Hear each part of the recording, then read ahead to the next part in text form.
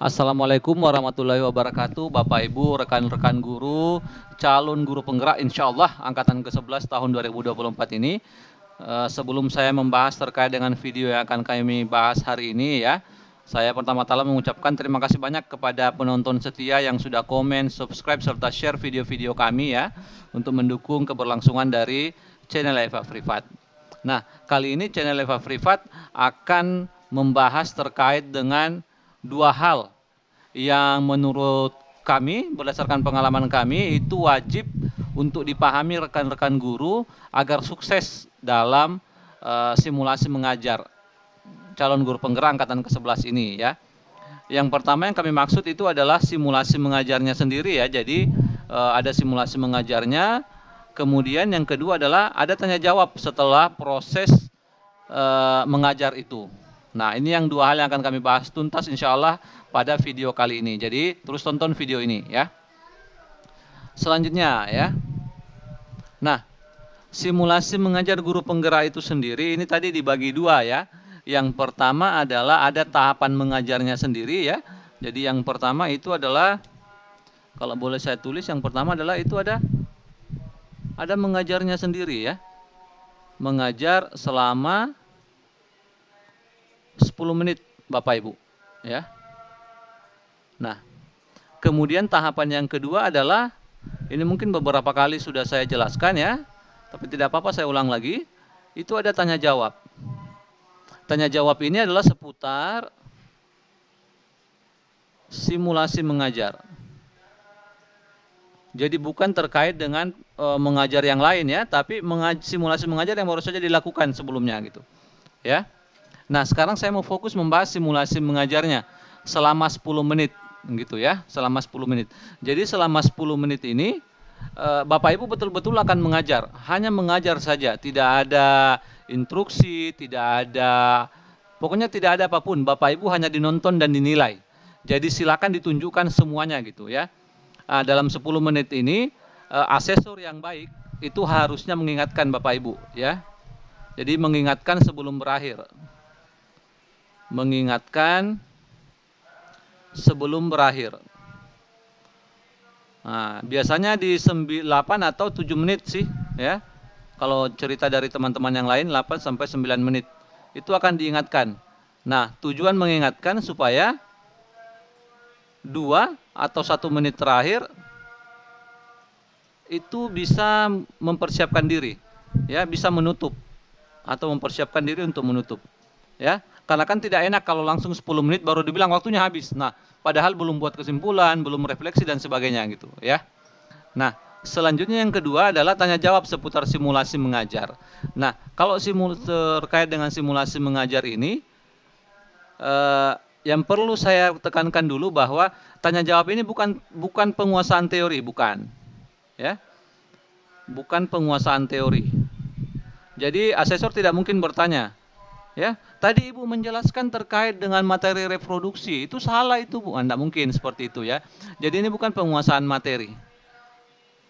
Ya. Sebenarnya untuk tanya jawab ini itu hanya terkait dengan refleksi Bapak Ibu, ya. Refleksi Bapak Ibu. Ya. Dan bagaimana Ibu melakukan evaluasi atau penilaian. Nah, seperti itu ya. Nah, untuk beberapa menit ke depan saya akan membahas khusus 2 poin ini ya. Poin mengajar selama 10 menit dan poin tanya jawab setelah simulasi mengajar ya. Namun sebelum lanjut, silakan Bapak Ibu yang baru menemukan video dari channel Eva Privat dipersilakan dalam dukungannya untuk melakukan subscribe, komen serta share video ini. Nah, selanjutnya, dalam simulasi mengajar selama 10 menit ini, meskipun hanya dinonton tidak ditanya-tanya, tapi ternyata dalam simulasi mengajar selama 10 menit ini itu ada 4 kompetensi yang dinilai. 4 kompetensi, kompetensi yang dinilai. Ya. Nah, seperti itu, ada 4 kompetensi yang dinilai. Saya akan langsung saja ya terkait dengan bagaimana kita memperoleh informasi atau memperoleh skor yang tinggi ya. Nah, intinya adalah kita harus selalu menunjukkan perilaku yang efektif. Intinya itu gini, selalu menunjukkan perilaku efektif. Nah, perilaku efektif. Perilaku yang efektif yang dimaksud di sini adalah kalau kita mengajar satu ya, kita harus menunjukkan memperlihatkan dengan jelas atau menjelaskan tujuan pembelajaran. Nah, jadi kan kita tidak mungkin belajar tanpa menjelaskan tujuan pembelajaran atau aktivitas yang akan dilakukan gitu. Aktivitas yang akan dilakukan. Nah, aktivitas yang akan dilakukan. Kemudian materi yang akan kita ajarkan itu materi dikaitkan ya dengan pembelajaran sebelumnya. Nah, pembelajaran sebelumnya. Atau agar dia kontekstual, dia dikaitkan dengan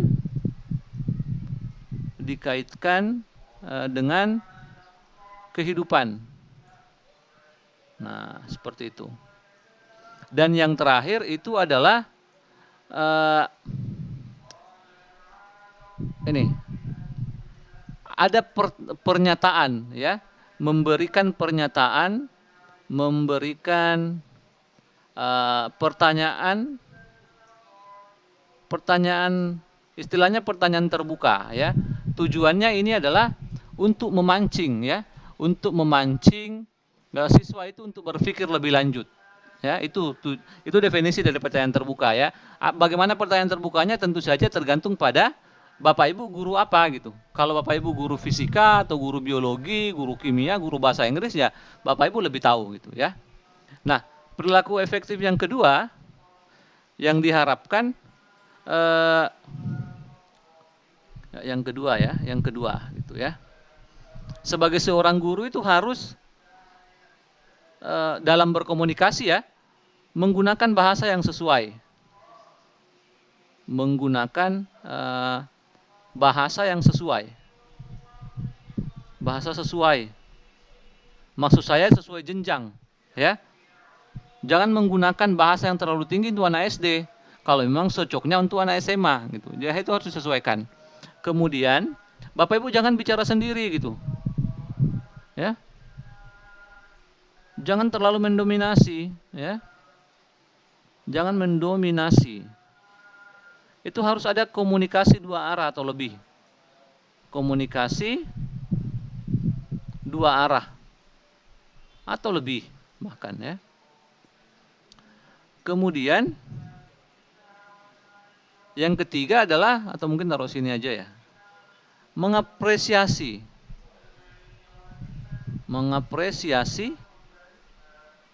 peserta didik. Nah, peserta didik. Nah, kalau ini semua sudah dilakukan, saya pikir sudah sangat oke gitu ya. Kemudian yang ketiga, ya, itu adalah menunjukkan bahasa tubuh yang baik, ya, bahasa tubuh yang baik.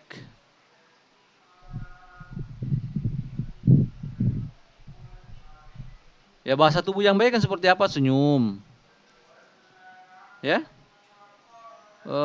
mengangguk misalkan,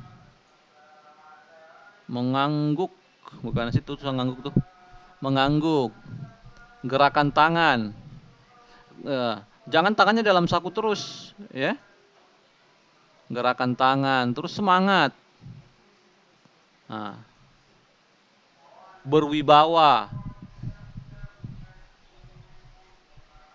ya, memesona, ya, semua itu ya, memesona. Nah, kalau Bapak Ibu sudah menunjukkan semua ini, insya Allah nilainya sudah bagus, tinggi tuh, ya. Nah, selanjutnya yang keempat adalah bagaimana Bapak Ibu merancang kelas agar kelas itu bisa aktif untuk melakukan diskusi Bapak Ibu ya. Ya, untuk bisa melakukan diskusi. Jadi yang keempat adalah diskusi ya. Mengatur kelas untuk berdiskusi. Kelas berdiskusi. Ya, berdiskusi ini bisa guru yang memimpin, bisa juga peserta didik yang memimpin. Tapi berdasarkan pengalaman itu kalau yang siswanya bisa memimpin diskusi itu lebih baik, ya. Guru atau siswa memimpin, ya. Nah, dan yang terakhir tentu saja pakai alat peraga ya, menggunakan alat peraga, menggunakan alat peraga. Nah, seperti itu ya. Nah, ini untuk simulasi mengajar selama 10 menit. 4 kompetensi ini yang dinilai Bapak Ibu ya, menurut saya berdasarkan pengalaman yang sudah lulus ya. Nah, silakan Bapak Ibu, tentu saja informasi ini saya compile dari beberapa video-video yang lain tentu saja, dan juga video dari YouTube GTK ya. Oke, nah selanjutnya Bapak Ibu, setelah mempelajari terkait dengan simulasi mengajar selama 10 menit ini, selanjutnya kita akan bicara terkait dengan tanya jawab setelah simulasi mengajar. Tanya jawab ini itu meskipun ada 2 kompetensi yang dinilai, tapi akan ada 4 pertanyaan. Ya. 1, 2, 3, 4. Pertanyaan 1, 2 itu adalah untuk menjawab kompetensi 1. Pertanyaan 3, 4 itu adalah menjawab kompetensi 2. Nah, kesimpulan ini saya ambil berdasarkan video teman-teman yang ada ya, yang menjelaskan apa yang ditanyakan oleh asesor ya. Karena pertanyaan 1 dan 2 itu sangat nyambung ya. Contoh ya, untuk pertanyaan 1. Ini kompetensi 1 ya. Ini kita bisa analisis dengan mudah sebenarnya ya. Untuk kompetensi 1 itu ada 2 pertanyaan. Ya. Kalau nonton video semuanya menjelaskan ini pertanyaannya nih. Ya. Apa kelebihan dan kekurangan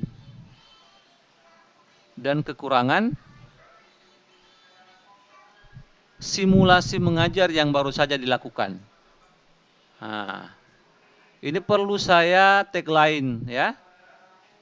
Karena ada beberapa guru, rekan-rekan guru yang share.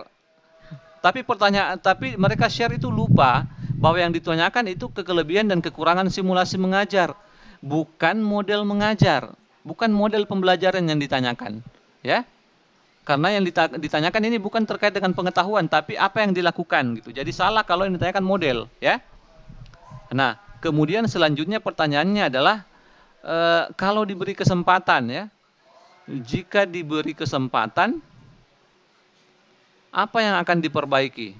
Nah, ini nyambung ini pertanyaannya nih. Apa yang akan diperbaiki? Yang akan diperbaiki. Ini kan nyambung kan? Nah, jadi ini pasti untuk kompetensi 1 nih, ya. Untuk 1 kompetensi. Nah, sekarang apa kelebihan dan kekurangannya? Tolong dijawab. Ini adalah kelebihan dan kekurangan pribadi Bapak Ibu, ya. Ini pribadi. Jangan menjawab tadi saya menggunakan model pembelajaran project based learning. Itu butuh waktu lama tuh. Nah, itu kekurangannya project based learning. Bukan itu yang ditanyakan Bapak Ibu. Yang ditanyakan ini adalah kekurangan dan kelebihan Ibu pada saat simulasi mengajar. Ya. Sehingga silakan dijawab sesuai itu kekurangannya, ya. Misalnya kekurangannya saya tadi grogi dan lupa. Nah, misalkan ya. Ini kekurangan pribadi nih. Kalau kelebihannya, meskipun grogi dan lupa, saya tetap bisa tepat waktu. Nah, seperti itu. Dan sejenisnya ya. Nah, boleh ditambahkan yang lain tentu saja. Kemudian yang kedua, apa yang akan diperbaiki? Ya, kalau tadi ada yang kekurangan, maka itu diperbaiki. Perbaiki kekurangan tadi. Atau boleh juga menambahkan yang lain, ya. Seperti saya akan menggunakan metode praktikum misalkan. Nah, metode eksperimen. Karena kalau eksperimen itu siswa lebih semangat karena terlibat sendiri. Nah, seperti itu ya.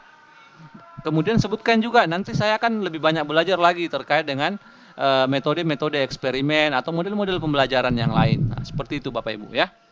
Nah, itu yang pertanyaan pertama untuk kompetensi 1. Pertanyaan 1 dan 2 ya untuk kompetensi 1.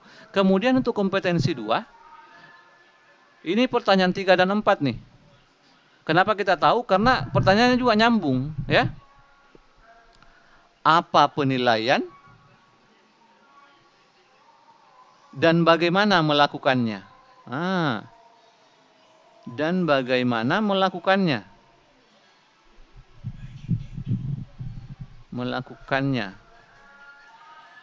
Kemudian pertanyaan selanjutnya setelah itu dijawab, pertanyaan berikutnya adalah untuk apa penilaian itu? Nah, ini kan pertanyaan lanjutan nih.